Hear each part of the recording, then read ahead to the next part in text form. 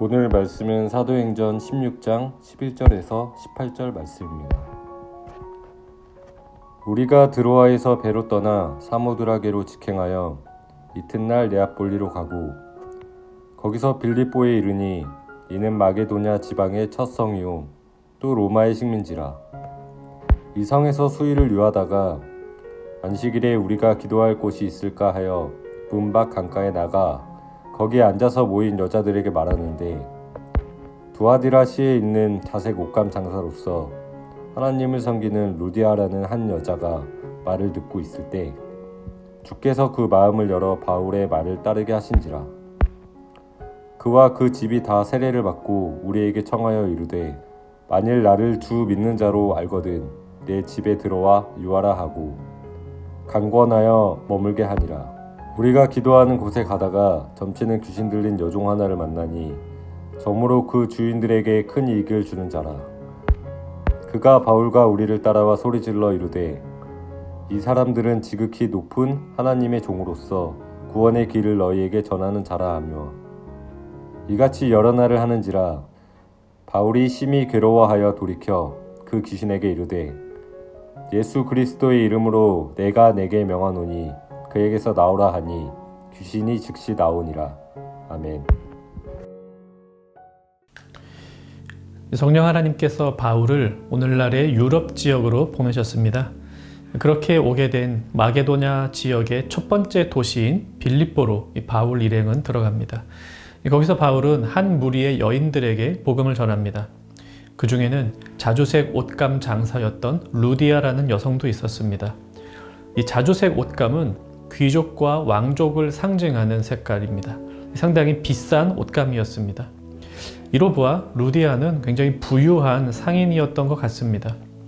이 다른 여인들 중에서도 그는 특별히 복음을 잘 받아들여 자신의 온 가족에게 복음을 전했고 모두가 세례를 받게 하였습니다. 그리고 바울의 선교팀을 자신의 집에 거하도록 청합니다.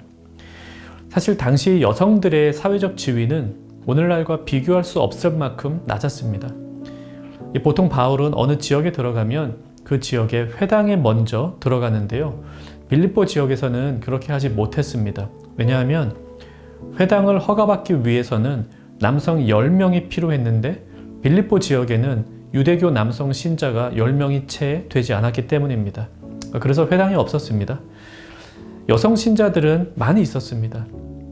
하지만 그들은 남성이 아니었기에 그 지역에 회당을 만들 수 있는 자격이 없었습니다. 그래서 그 여성들은 회당이 아닌 바깥에서 기도 모임을 하고 있었고 그들에게 바울이 가서 복음을 전한 것입니다. 나 자신은 신앙이 있었지만 자신의 지역에 회당조차 만들 수 없었던 것이 당시 여성의 사회적, 종교적 지위였습니다. 그런데 이 루디아는 자신이 먼저 믿고 그리고 자신의 온 가족이 다 세례를 받게 했습니다. 그녀의 가족 구성원이 어떻게 되는지 정확하게 알 수는 없지만 쉽지 않은 일이었음은 분명합니다. 하지만 이 복음의 능력은 회당 밖에 있던 여성들에게도 전해져서 그들을 살렸고 또 한 여성인 루디아를 통해 온 가족이 구원받는 역사도 만들어냈습니다. 당시에 있었던 사회적, 종교적 차별보다 복음의 능력이 더 컸던 것이죠. 이 본문에 또 다른 여성이 등장합니다. 점치는 귀신 들린 여종입니다. 그녀는 아마도 귀신이 들렸거나 혹은 그와 비슷한 신기가 있어서 사람들에게 점을 쳐주고 또 그런 일들을 하고 있었습니다. 그리고 모든 돈은 그녀의 주인이 다 가져갔습니다. 말하자면 그녀는 영적으로 정신적으로는 귀신 들려서 괴로운 상태에 있었고 경제적으로는 주인에게 예속되어 아무런 유익을 얻지 못한 채 비참한 상황 가운데 살고 있었던 것이죠. 누구도 이 여인을 사람답게 대접하지 않았습니다. 원래도 종이었는데 귀신까지 들렸습니다. 이 여성의 가치는 오직 귀신의 힘으로 점을 쳐서 돈을 벌게 해주는 것 뿐이었습니다. 이 여인에게 복음은 새로운 삶을 주었습니다.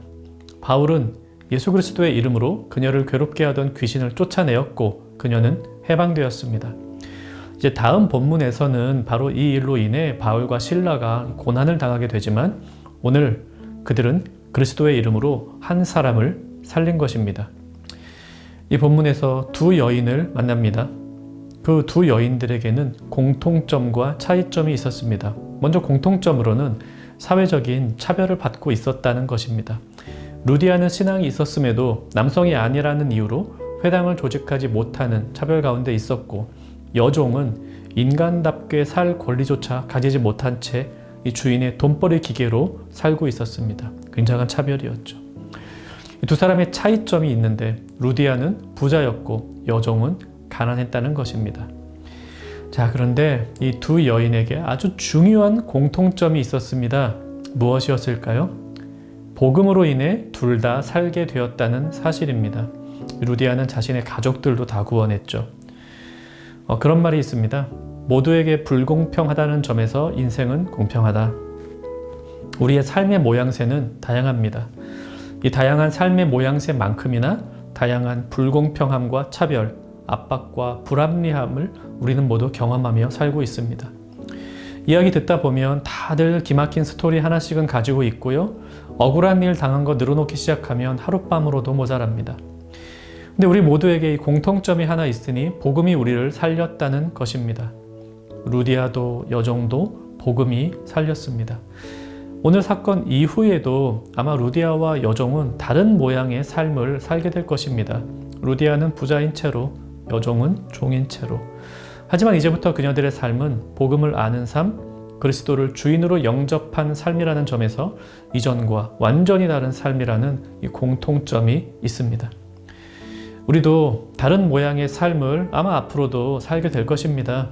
하지만 복음이 우리를 살렸다는 이 한 가지 공통점을 우리는 모두 가지고 있습니다. 이런저런 불합리함과 불공평함도 경험하게 되겠지만 우리를 똑같이 살리신 복음의 능력과 우리를 똑같이 사랑하시는 하나님의 사랑을 우리는 똑같이 경험하고 있습니다. 이 험한 세상 가운데 차별과 억울함이라는 경험이 아니라 복음과 사랑의 경험이 우리가 살게 하는 능력이며 우리 모두가 가지고 있는 공통된 배경입니다. 함께 우리 기도합시다. 내 과거가 어떠하든 또 내 미래가 어떠하든 복음의 능력이 지금 나를 살리셨음에 감사하며 우리 기도합시다.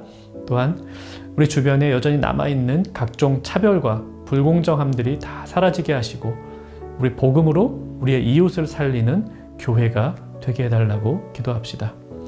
오늘 하루 다양한 삶의 모양 가운데서도 동일한 성령 하나님의 은혜를 누리는 청년가족 되기를 바랍니다.